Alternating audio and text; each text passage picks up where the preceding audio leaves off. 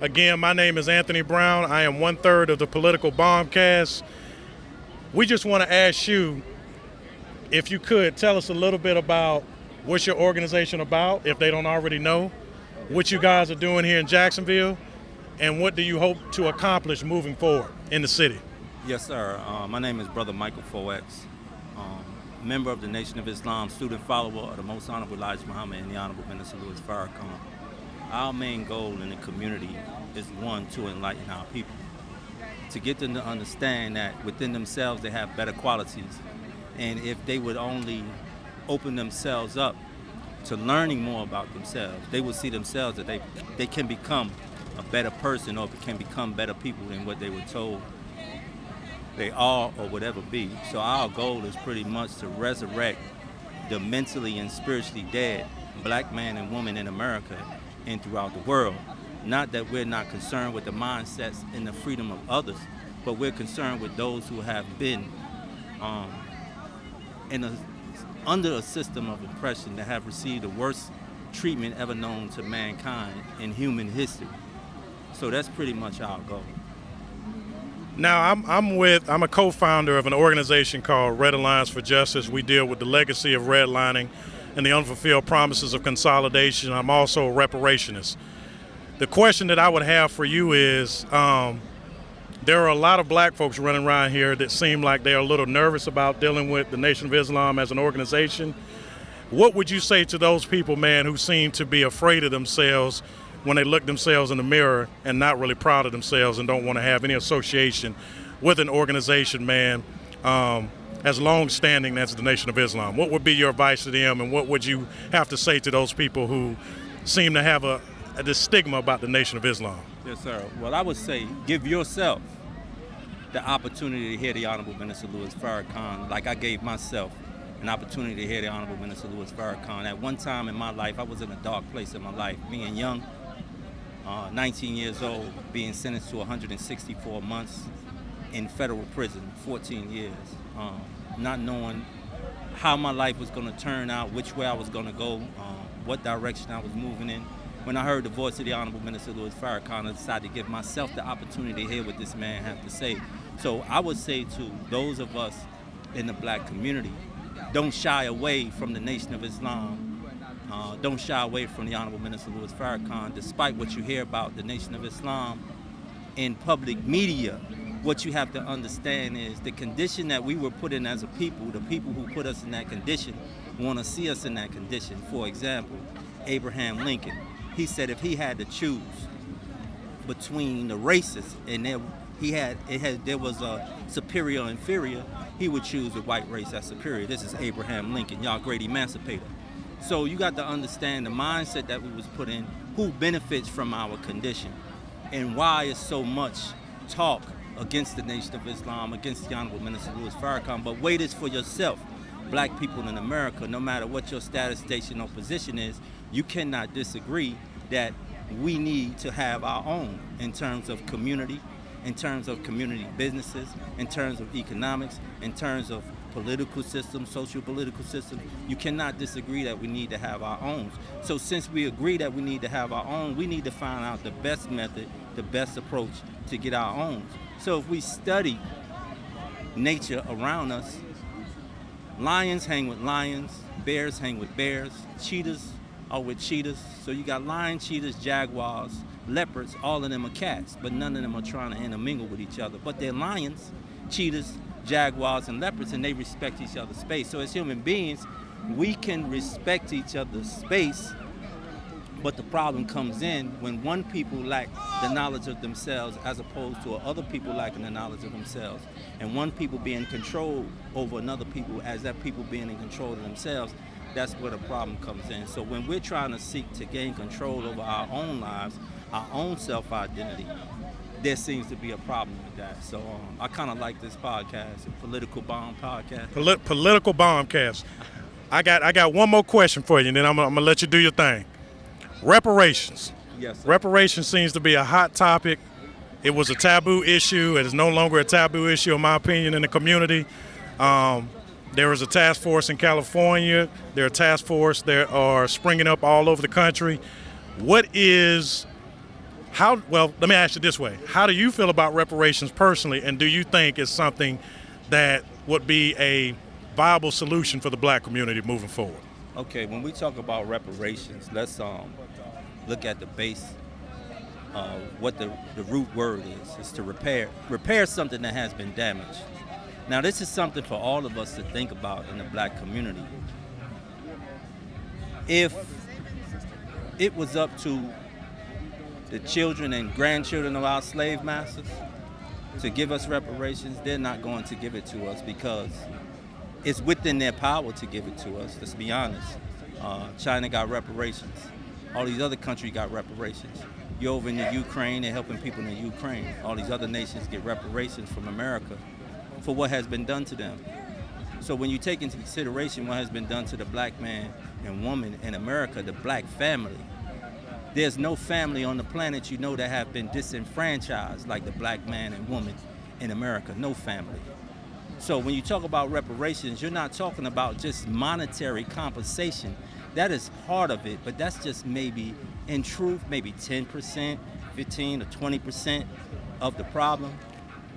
We have been robbed of our names, our language, our culture, our religion, etc. So all of that has to be replaced. So you damage a mind that you have to repair. You have no intentions on repairing it, because if you did, when you freed us in 1865, allegedly, when you allowed us into your educational system would have reflected that we would be put in a position to learn the knowledge of ourselves. When you freed us, you would have gave us back what you took from us, but that was not desired, and that is not their desire. The aim and objective for black people in America is to be perpetual slaves.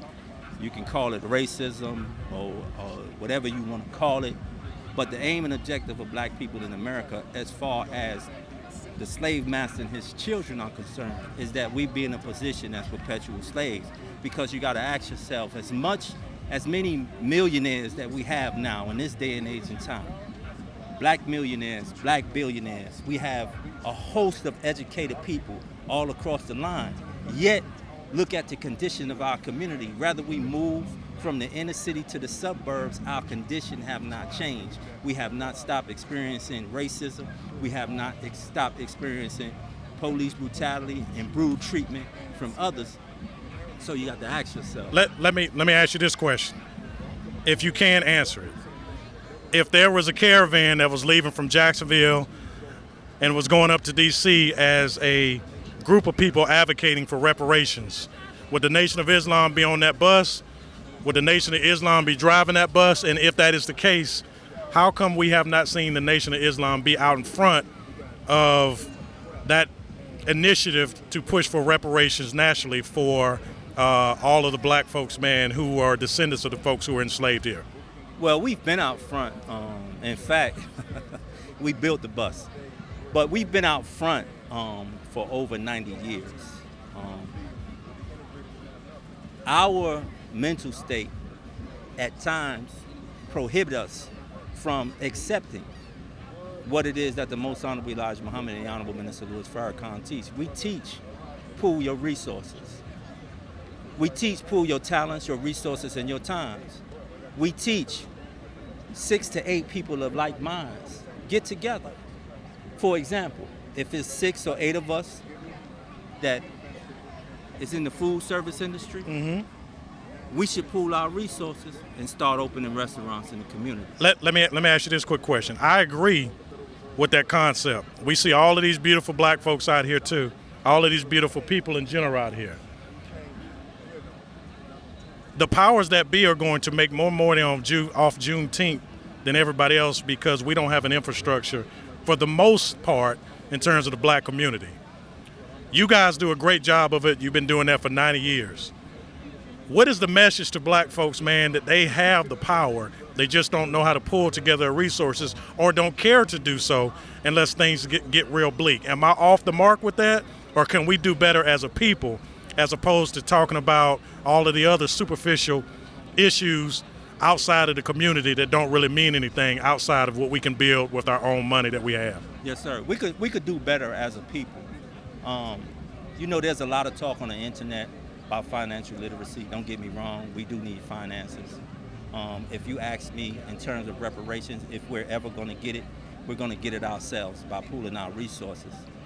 Because everything we put our hands on, let's be honest with you, from sports to whatever, we just dominate. It's just in us. It's just the God in us that take it. But we need literacy, meaning we need to read. So when you see us out there with the final call, or you see us offering you the final call, it's about opening your mind up to who you are first, because you're never going to be as successful as a black man, African American, whatever we want to call ourselves. We're never going to be as successful as an individual as we can be collectively.